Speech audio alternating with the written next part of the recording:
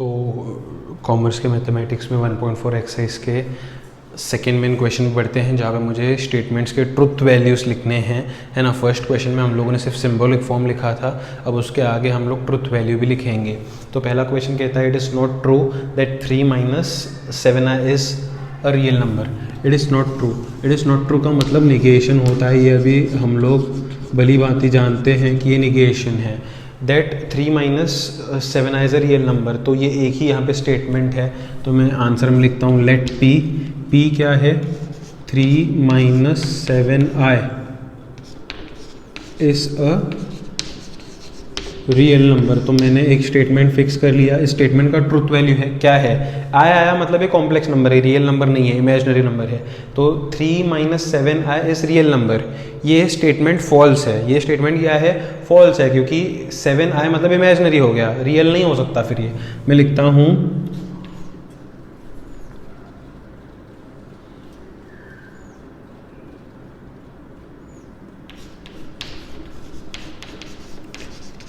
Truth value of p is false, है ना।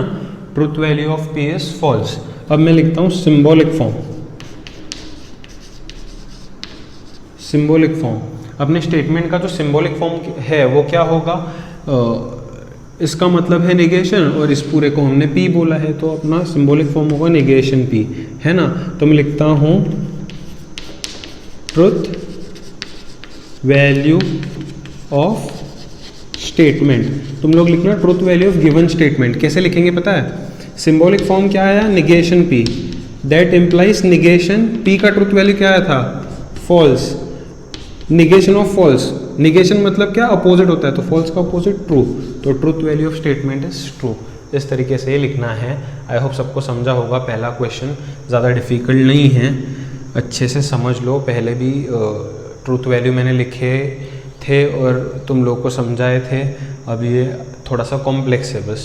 Second question पे आते हैं। If a joint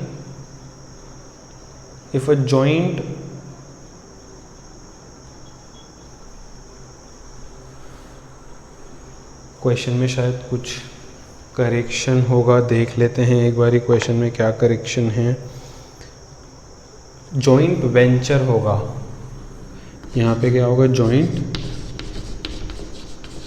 venture. तो if a joint venture is temporary partnership then discount on purchase is credited to supplier. तो यहाँ पे दो स्टेटमेंट्स इफ देन से कनेक्टेड है। पहला स्टेटमेंट है joint venture is temporary partnership, तो मैं लिखता हूँ p joint venture is temporary partnership. मैं शॉर्ट में लिख रहा हूँ, तुम लोगों को नहीं लिखना है, तुमको अच्छे से लिखना है। Joint venture is temporary partnership. Although मैं अकाउंट्स वगैरह नहीं पढ़ाता हूँ, लेकिन ये स्टेटमेंट तो ट्रू है, ये बोल सकते हैं। कभी भी हम लोग जॉइंट वेंचर शुरू करते हैं तो वो टेम्पररी टर्म्स के लिए ही होता है, हालांकि बाद में उसको एक्सटेंड कर सकते हैं, लेकिन शुरुआत उसकी कुछ टेम्पररी टेन्योर के लिए ही होती है। तो joint venture is temporary partnership, ये स्टेटमेंट ट्रू है। तो मैं लिखता हूं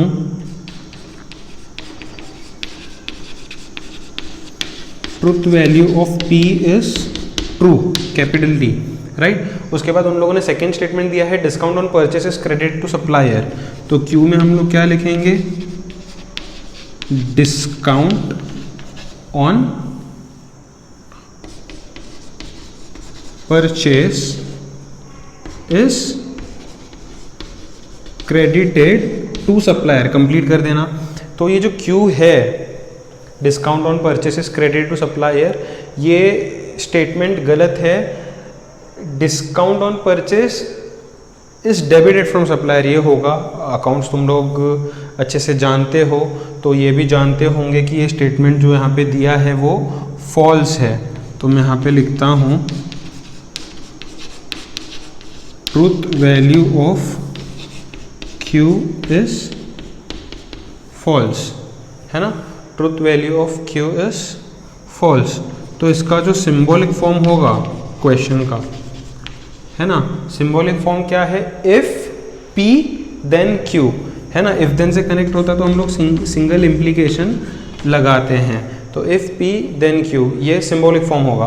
तो यहाँ पे फाइनली एक स्टेटमेंट लिखना है इस तरीके से, truth value of statement is, है ना।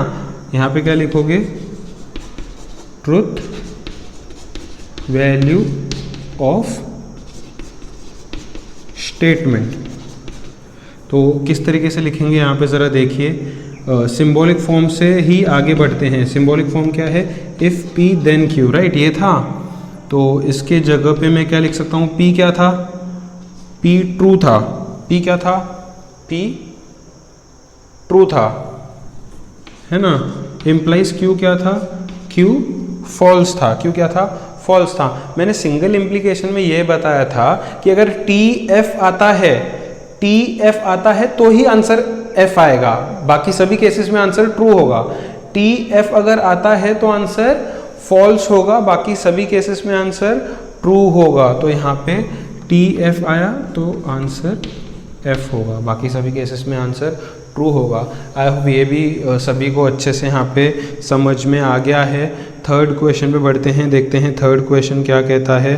थर्ड क्वेश्चन कहता है every accountant is free to apply his own accounting rules if and only if machinery is an asset. ठीक है, तो फिर से यहाँ पे दो स्टेटमेंट्स है जो कि इफ़ एंड ओनली इफ़ से कनेक्टेड है, जैसे कि हम सब लोग देख सकते हैं। इफ़ एंड ओनली इफ़ मतलब double implication, if and only if मतलब क्या, डबल इम्प्लीकेशन। तो डबल इम्प्लीकेशन का रूल याद है, दोनों सेम आए तो ही ट्रू होगा, वरना हमेशा आंसर फॉल्स होगा, है ना। तो फिर अभी यहाँ पे देखते हैं क्या होता है। P क्या है, एक खुद से 2 मिनट सोचने की कोशिश करो। P और Q क्या दिख रहा है हमको यहाँ पे, हैं, P और Q क्या दिख रहा है हमको यहाँ पे। तो every accountant is free to apply his own accounting rules, ये अपना P है, राइट, ये अपना P है। P क्या है अपना, शॉर्ट में लिखता हूँ, तुम लोग को अच्छे से लिखना है। Every accountant is free to apply own accounting rules, अच्छे से लिखना है। अच्छा, ये स्टेटमेंट तो सरासर हमको पता है फॉल्स है, हर एक अकाउंटेंट अपने हिसाब से अपने रूल्स नहीं लगा सकता है। तो मैं लिखता हूँ truth value of P is false. Q देखते हैं क्या है। Q है machinery is an asset, accounts में पढ़ा है मशीनरी असेट होता है, तो ये ट्रू है, machinery is an asset, machinery is asset. तो मैं यहाँ पे लिखता हूँ truth value of Q is true. Statement का सिंबॉलिक फॉर्म जो है वो क्या होगा, इफ़ एंड ओनली इफ़ आया था ना, इफ़ एंड ओनली इफ मतलब डबल इम्प्लीकेशन होगा। ट्रुथ वैल्यू ऑफ स्टेटमेंट है ना, इसके आगे क्या लिखूंगा मैं, ट्रुथ वैल्यू ऑफ स्टेटमेंट लिख देना इस। तो यहाँ पे क्या था, P double implies Q, equivalence to P क्या था, फॉल्स था, डबल इम्प्लाइज ट्रू था। डबल इम्प्लीकेशन दोनों सेम आए तो ही आंसर ट्रू होता है, वरना आंसर फॉल्स होता है। तो इस पूरे स्टेटमेंट का आंसर फॉल्स हो गया, है ना। तो फोर्थ क्वेश्चन में बढ़ते हैं। Neither 27 is prime number nor divisible by 4। Okay, तो नीदर नॉर दिया है मतलब दोनों स्टेटमेंट्स नेगेटिव है, कंसीडर तो पॉजिटिव ही करेंगे।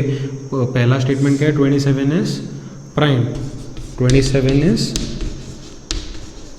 प्राइम। क्या ये बात सही है 27 प्राइम है? बिल्कुल नहीं, है ना। 27 3 के टेबल में आता है, 9 के टेबल में आता है, तो प्राइम कैसे हो सकता है ना। तो मैं लिखता हूँ ट्रुथ वैल्यू, शॉर्ट में लिखता हूँ, अभी तुम लोग को शॉर्ट में नहीं लिखना है, लेकिन truth value of P is false. आगे बढ़ते हैं Q पे। तो Q क्या है, nor divisible by 4, 27 is nor divisible by 4। तो नॉर मतलब नॉट है, लेकिन स्टेटमेंट पॉजिटिव कंसीडर करेंगे। 27 इज डिविजिबल बाय 4 ऐसा लिखना पड़ेगा मुझे। तो truth value of Q is, क्या 27 4 से डिविजिबल है?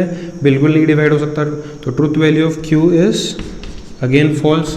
इसका जो सिंबॉलिक फॉर्म होगा थोड़ा उस पर ध्यान देना। मैंने P को कंसिडर किया 27 इज प्राइम, लेकिन यहाँ पे नीदर बोला है, मतलब निगेशन P होगा, है ना। नीदर नॉर आया मतलब हमेशा कंजंक्शन ही कंसीडर करते हैं, क्योंकि इस स्टेटमेंट को ऐसा पढ़ते हैं ना, neither 27 is prime number and 27 is also not divisible by 4, and आता है उसमें, तो नीदर नॉर आया कभी भी तो कंजंक्शन ही यूज़ करेंगे। दूसरा है नॉर डिविजिबल बाय 4, लेकिन अब हमने क्यू क्या कंसिडर किया है? डिविजिबल बाय 4, लेकिन वहाँ पे नॉर है, इसलिए निगेशन क्यू आएगा। आई होप सबको समझ रहा है अभी ये। तो इसका जो ट्रुथ वैल्यू होगा, स्टेटमेंट लिखना truth value of given statement is, है ना। तो ट्रुथ वैल्यू लिखने के लिए सबसे पहले जो है सिंबॉलिक फॉर्म लिखो और उसमें फिर उनके वैल्यू सब्सटीट्यूट करो। निगेशन P का वैल्यू कितना है? अच्छा, दोनों का वैल्यू फॉल्स ही है, तो निगेशन P की जगह पे फॉल्स, कंजंक्शन निगेशन Q की जगह पे फॉल्स। तो पहले निगेशन ऑफ फॉल्स ट्रू हो जाएगा, conjunction negation of false true हो जाएगा, राइट। और कंजंक्शन में क्या होता है कि एक भी फॉल्स आया तो आंसर फॉल्स आता है, लेकिन यहाँ पे फॉल्स है ही नहीं, दोनों ट्रू है, इसलिए आंसर इस स्टेटमेंट का ट्रू होगा। तो इस तरीके से हम लोगों ने इसका भी ट्रुथ वैल्यू निकाल लिया। अब ये क्या है? 3 is prime number and odd number, तो इसको हम लोग P बोलेंगे, 3 इज प्राइम नंबर। इसको हम लोग Q बोलेंगे, 3 इज ऑड नंबर। अच्छा, 3 प्राइम नंबर है क्या? बिल्कुल है, तो इसका ट्रुथ वैल्यू T होगा। Q 3 ऑड नंबर है क्या? बिल्कुल है, तो इसका भी ट्रुथ वैल्यू T होगा। तो इसका जो सिंबॉलिक फॉर्म होगा, तुम लोगों को ऐसे अच्छे से लिखना है जैसे मैं बार बार लिख रहा हूँ। इसका जो सिंबॉलिक फॉर्म होगा वो P एंड Q होगा, कंजंक्शन है ना। और इसका जो फाइनल ट्रुथ वैल्यू होगा, ट्रुथ वैल्यू ऑफ स्टेटमेंट, तो उसमें सबसे पहले हम लोग क्या करेंगे? P कंजंक्शन Q लिखेंगे, फिर उनके वैल्यू सब्सटीट्यूट करते हैं। P क्या है? ट्रू, कंजंक्शन Q क्या है? ट्रू। कंजंक्शन में एक भी फॉल्स है तो फॉल्स होता है, लेकिन यहाँ पे दोनों ही ट्रू है, इसलिए ट्रू, है ना। याद है कि नहीं तुम लोगों को सारे ट्रुथ वैल्यूज के कंडीशन? मैंने बोला था याद रखो। मैं एक बार रिवाइज करवाता हूँ। सबसे पहला था कंजंक्शन, कंजंक्शन में एक भी फॉल्स आया तो आंसर फॉल्स होता है। दूसरा था डिसजंक्शन, डिसजंक्शन में एक भी ट्रू आया तो आंसर ट्रू होता है। नेगेशन में अपोजिट होता है। इफ देन मतलब सिंगल इम्प्लीकेशन जब आता है उस समय क्या होता है? TF, ऐसा कॉम्बिनेशन आया तो इस पे आंसर फॉल्स होता है। TF पे F आता है, बाकी सभी में ट्रू होता है। डबल इम्प्लीकेशन में दोनों सेम आए तो ट्रू, बाकी सब में फॉल्स। फटाफट से पॉज करके नोट कर लो।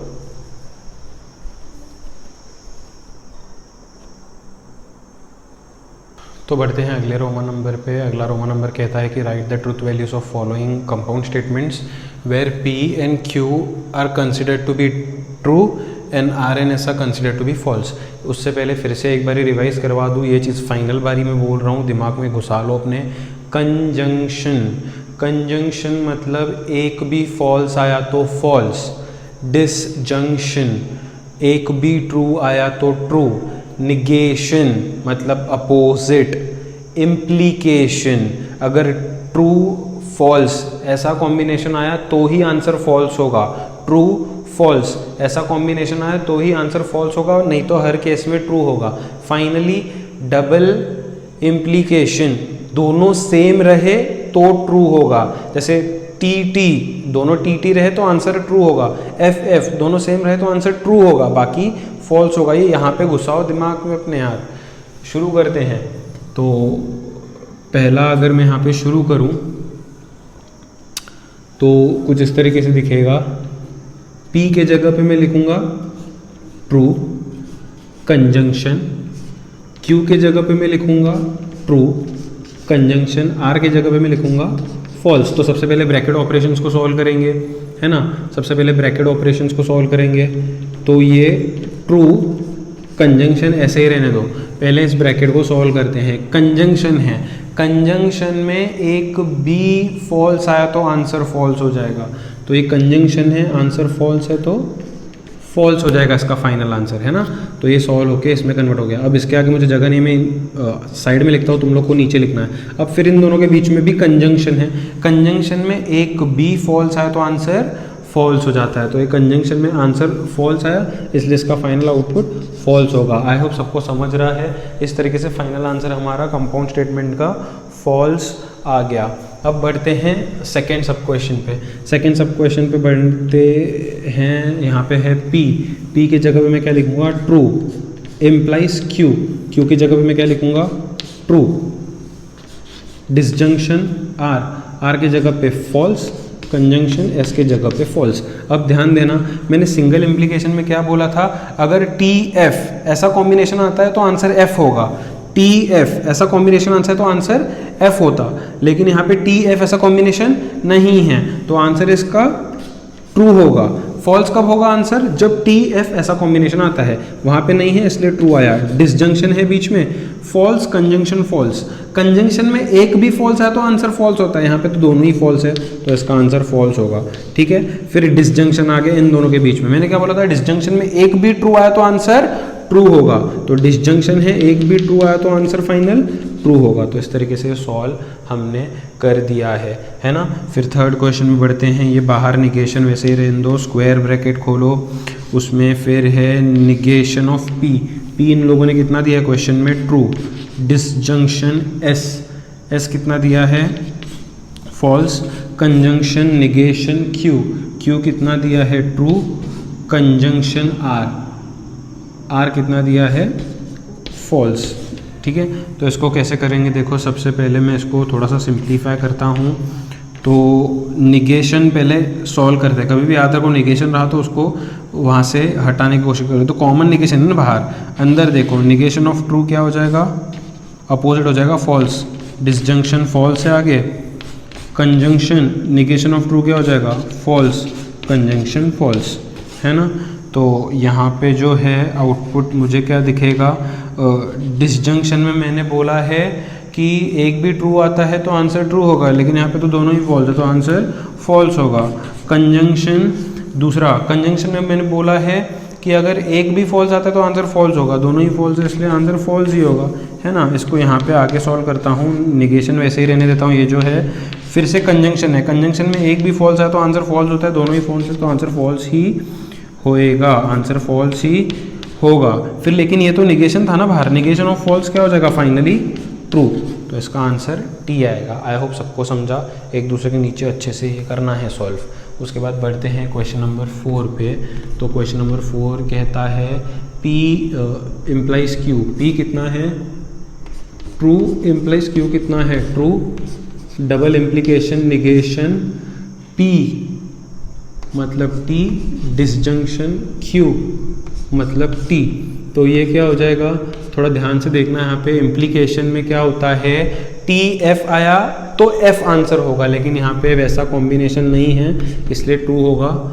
डबल इम्प्लीकेशन है, यहाँ पे निगेशन है, डिसजंक्शन में एक भी ट्रू आया तो ट्रू होता है, दोनों ही ट्रू है इसलिए ट्रू। तो इसको आगे यहाँ पे T double implies negation of true is false, right.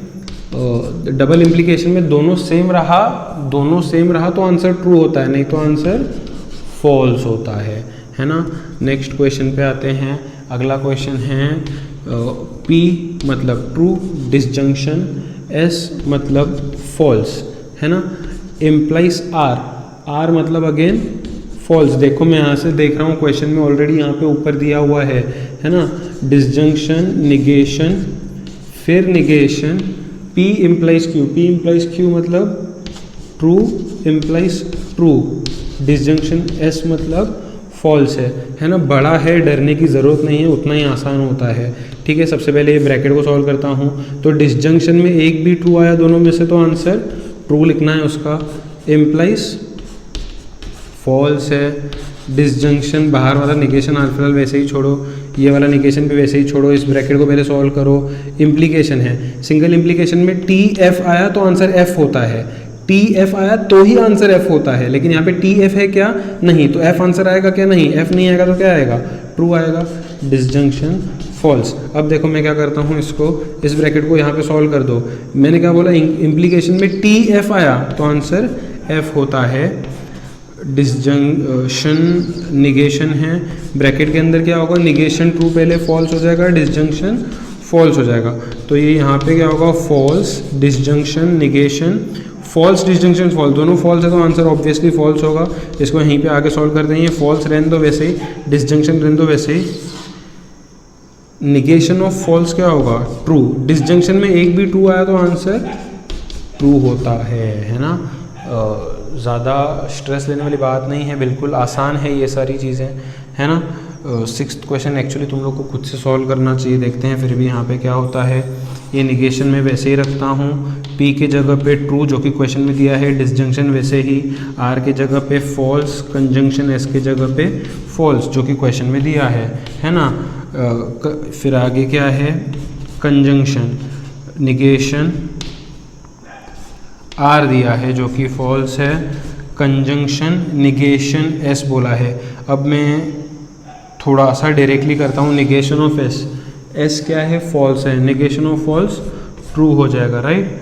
Conjunction Q बोला है जो कि ट्रू आता है।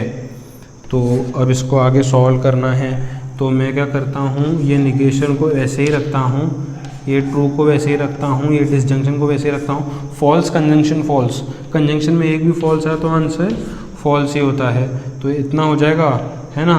फिर आगे ये कंजंक्शन है, आगे ये निगेशन है, उसके बाद स्क्वायर ब्रैकेट है, फॉल्स कंजंक्शन ट्रू, कंजंक्शन में एक भी फॉल्स है तो आंसर फॉल्स ही होता है, कंजंक्शन ट्रू है आगे, है ना। इसके आगे मैं यहाँ पे सॉल्व करता हूँ, तो ये बाहर जो है निगेशन उसको एज इट इज़ रखते हैं, ट्रू डिसजंक्शन फॉल्स, डिसजंक्शन में एक भी ट्रू आया तो आंसर ट्रू हो जाएगा। बीच में क्या है, कंजंक्शन है, फिर निगेशन है, फॉल्स कंजंक्शन ट्रू, कंजंक्शन में एक भी फॉल्स है तो आंसर फॉल्स होता है। अब निगेशन ऑफ ट्रू पहले फॉल्स होगा, कंजंक्शन निगेशन ऑफ फॉल्स बाद में ट्रू होगा, कंजंक्शन में एक भी फॉल्स आया तो आंसर फाइनली फॉल्स ही होता है ना। आई होप सबको ये समझ रहा है, एक बार नहीं, दो बार नहीं, अच्छे से इसको 3-4 बार प्रैक्टिस कर लो ताकि परफेक्ट हो जाए, है ना। बाद में इसमें प्रॉब्लम नहीं चाहिए, क्योंकि आगे चल के ट्रुथ टेबल है, उसमें ये सारी चीज़ें तो हमको समझ में आनी ही चाहिए। तो फटाफट से इसको पॉज करके नोट कर लो।